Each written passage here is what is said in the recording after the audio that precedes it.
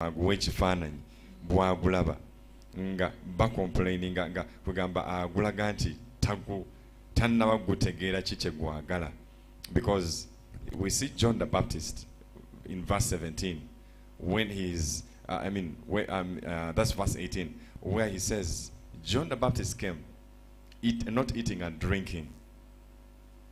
He's explaining why he's not understanding them.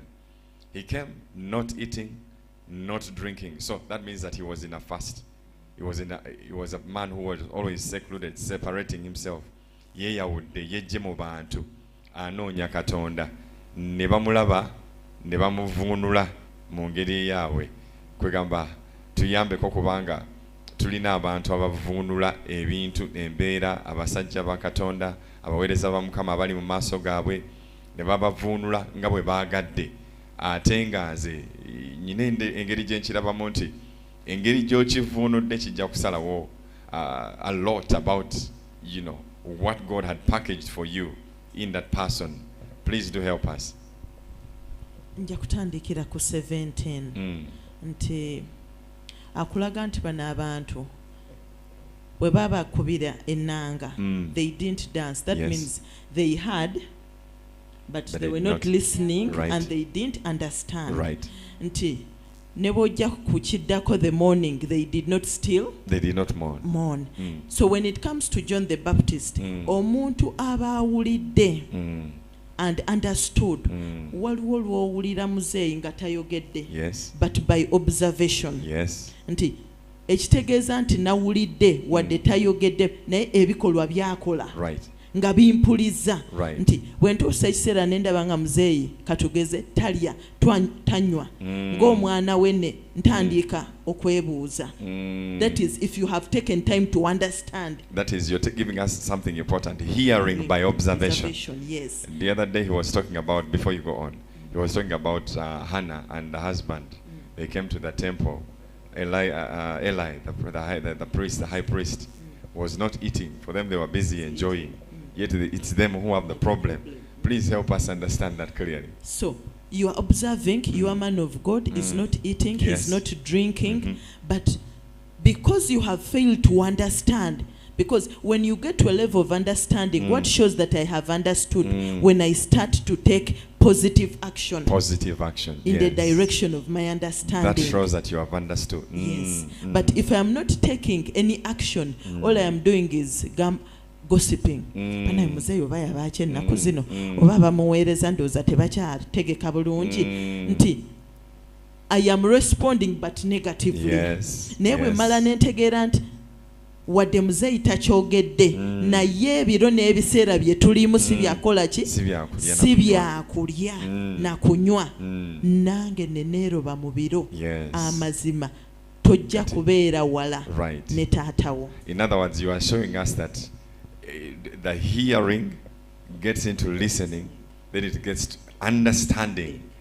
Because now we see the problem here is that in verse 18, John the Baptist here is coming, but the Bible describes him as, he in fact describes himself, he says, I am a voice crying out in the wilderness, saying, prepare ye the way of the Lord. So he is a voice. So the generation has a problem with understanding the voice. They prepare, but they didn't understand him. They would have joined him in preparing the way. But they called him a demon. Please help us. Maybe evangelists can help us in that direction, because this is a generation that was most likely not willing to come over to this side of because singa bali mu mbeera esobola okuwulira ne bawuliriza ne bategeera. Nkimanyidde ddala nti baali badde basobola osanga okweroba mu kisa ekyo omusajja kye yali atambuliramu eyali ateekateeka ekkubo lya Katonda eyaliko omwoyo wa Katonda n'eddoboozi ery'ekiseera ekyo. Naye simanyi tuyambe tutegeere lwaki omulembe gwayawukana naye, lwaki kye baalaba si ye kye yali alaba, lwaki they were divergent. Bagenda eno yagenda eno, bajja ku mugga okubatizibwa n'abalabula n'agamba mmwe abaana b'emisota ani abalabudde? So it means that they were diverging from that direction. The problem here, you'll never interpret what you don't understand. Kubanga wano tulaba nti they were prayed wedding songs and they didn't dance. Nyimba za mbaga. Tebategera kigenda mu maaso okujjako ekintu ng'okibikuliddwa. You know, bwe bunafu obuli mu guno omulembe ebintu bingi weebiri, but it's all about revelation, wisdom in the revelation. You know, olina okuba n'amagezi n'obikula n'ogamba okay, kano akaseera akakungubaga, ezo ennyimba ezo zempulira tebazinirako. You know, this is being tulaba nga fenna olaba omuntu ali misplaced.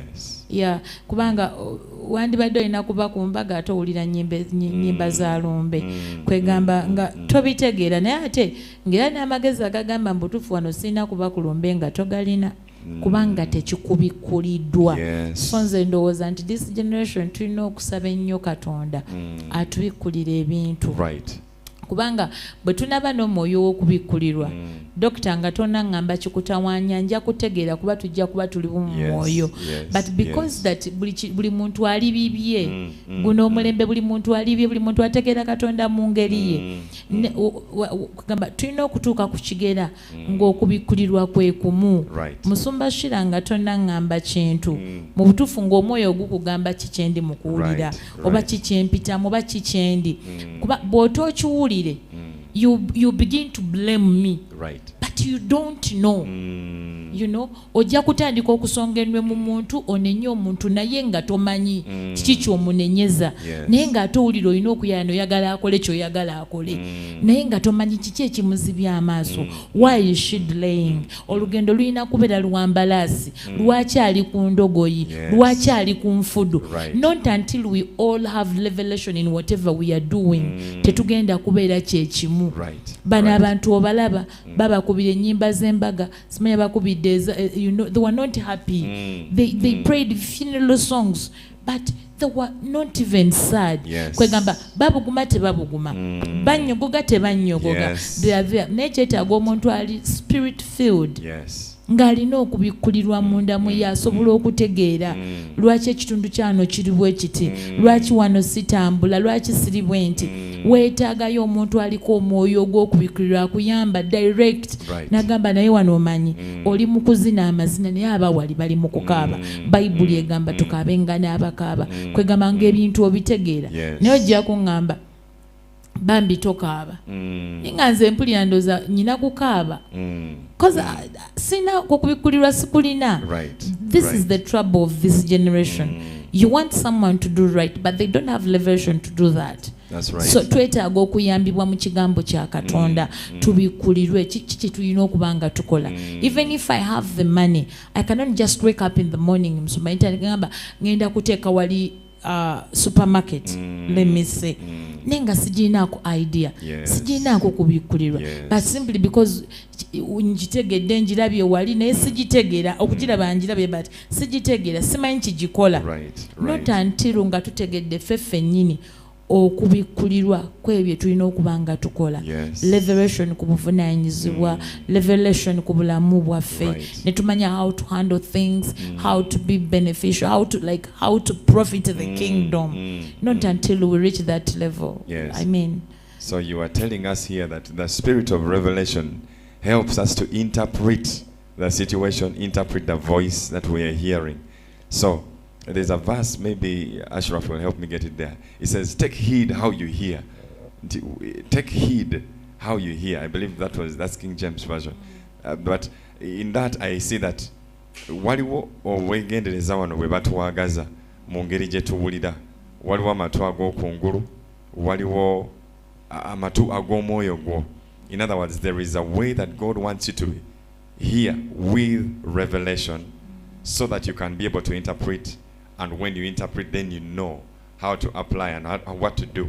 Bw'omanya nti luyimba nduwulidde naye luyimba lwaki nga bw'obadde otugamba tuluyimba lwa mbaga lwa kungubaga, ye bwe luba lwa mbaga lwa kuzina mazina ki, kubanga oyinza otandika okuzina amaganda nga bo bali ku luyimba lwetaagisa birala, because you know that is all another different. Maybe you wanted to tell us something. tulina okwekumira mu mwoyo omusumba. Yes. Omubiri mungi mu mulembe gwaffe. Tulina ate jjukira omuntu ow'omubiri togenda kuvunula kya mwoyo. Right. Toligenda kuvunula kya mwoyo. Naye ate ow'omwoyo osobola okuvunula byombi. Omuntu ng'olina omwoyo osobola okuvunula byombi. Naye ate ow'omubiri tolina wadde ettondo ly'otwanyi eriyinza okuvunula eky'omwoyo. That is very powerful. You're saying nti ow'omwoyo asobola okuvunula eky'omubiri asobola n'okuvunula eky'omwoyo kubanga ali ku realm ya wagguluko. Is that what you're telling us? Kubanga tukimanyi nti omwoyo gwe gufuga omubiri. Yes. Omwoyo gwe gufuga omubiri. Right. Kubanga dokita nsobola okujjanga mu kkanisa buli lunaku. I come to be serviced too. Yes. I come like mpulire okuva eri Katonda okuliisa omwoyo gwange. Ne bwe mba ndi wa mubiri ebyo bigenda kukoma ku mubiri. Right. Omwoyo tegugenda kulya. It will bounce back. Yes. You know, omwoyo simanyi guliisa sibitegeera eby'omwoyo. Ne bwe mba ndi wa mwoyo ntandika okubitegeera ne nsobola okufuga emmeeme yange.